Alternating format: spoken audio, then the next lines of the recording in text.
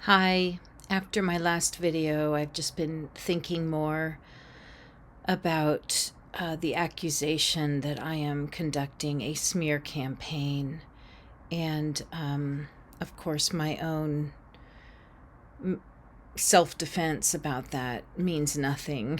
But the truth means a lot. And so I've been doing a little bit of reading of what defines a smear campaign, and then somewhat the opposite of a smear campaign is whistleblowing. And so I would submit to you all that I am a whistleblower, not a person engaging in a smear campaign, which could also be called a defamer or I looked up a person running a smear campaign could be a smearer, a defamer, someone engaged in negative campaigning. Someone intentionally trying to damage someone else's reputation through defamation, which is making false or malicious statements. Whistleblowing is the activity of a person to reveal information about activity within a private or public organization that is deemed illegal, immoral, illicit, unsafe, or fraudulent. And I think the main difference between a smear campaign and whistleblowing is the motive. The motive of a whistleblower is justice. It's safety.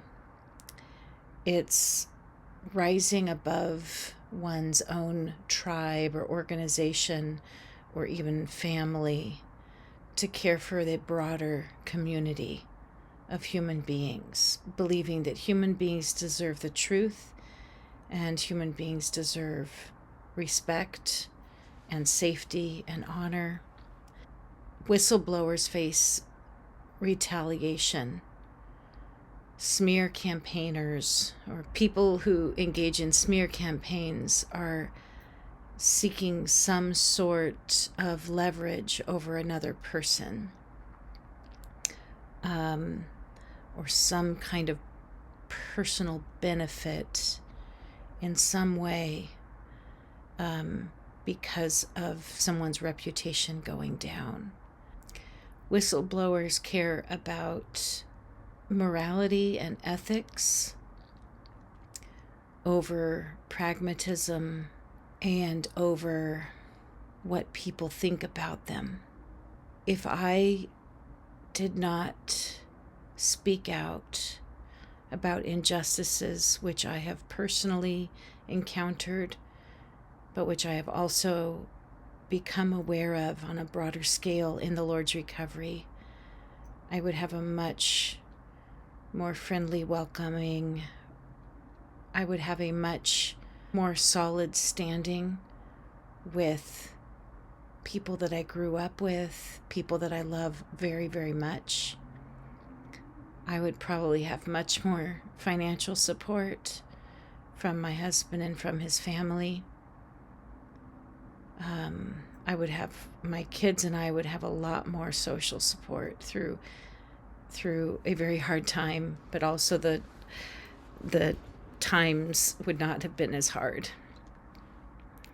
But whistleblowers believe in justice and truth and morality over their convenience and over being accepted within their institution. So anyway, I'll just leave it at that. But somebody under oath said that I have launched a smear campaign, and I wanted to just clarify, this is not a smear campaign against anyone. If someone speaks the truth and you don't like the truth being spoken, maybe it's because whatever is being spoken of is shameful and should be repented of and adjusted. I'm inserting just a little bit more before I close out this video. One is a quote I wanted to read, and that is, as long as the people don't fear the truth, there is hope. For once they fear it, the one who tells it doesn't stand a chance. Alice Walker. So, truth-telling is not a smear campaign. And truth-telling with proper motive is whistleblowing when there is unrighteousness and injustice occurring within an organization or within a community or even a partnership. The other thing I would say is that, as with most scenarios of abuse, calling a whistleblower someone who is conducting a smear campaign is actually blame shifting. So blame shifting is escaping responsibility. It's a form of emotional abuse.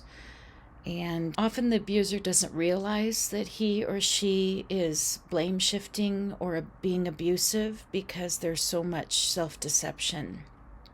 And often an abuser projects the blame for difficulties on the other person who is calling out the problematic behavior or words or whatever being addressed. This is from an article, The Hague Psychologist, What is Blame Shifting? Escaping Responsibility, and I'll include this link. But in order to discredit a victim of abuse, an abuser will often blame the victim for their own actions, even going so far as to say the victim is in fact the one who committed the abuse. So being very emotionally unstable and then telling people that the victim of abuse has a mood disorder. That's just an example of blame shifting. This may cause the victim to feel defeated or like they are losing their mind. In particularly weakened states, the victim may even believe they are at fault. Abusers often claim friends, family, mental health professionals, church leaders, and or other authorities are in agreement with them, which has the effect of isolating the victim and preventing the victim from getting help. Now the abuser has all the power and control over the victim and their relationship. Blame shifting is a way to escape taking responsibility. But isn't it so much better if there is a problem, and if one has any responsibility in that problem, to be willing to address the problem and to fix it and to apologize and to change the pattern of behavior so that there could be peace with others?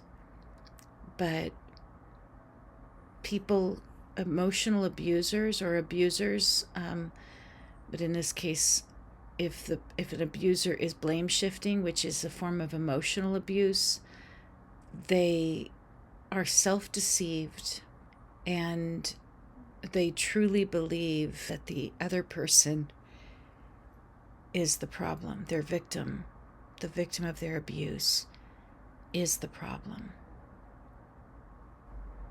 Thanks for listening.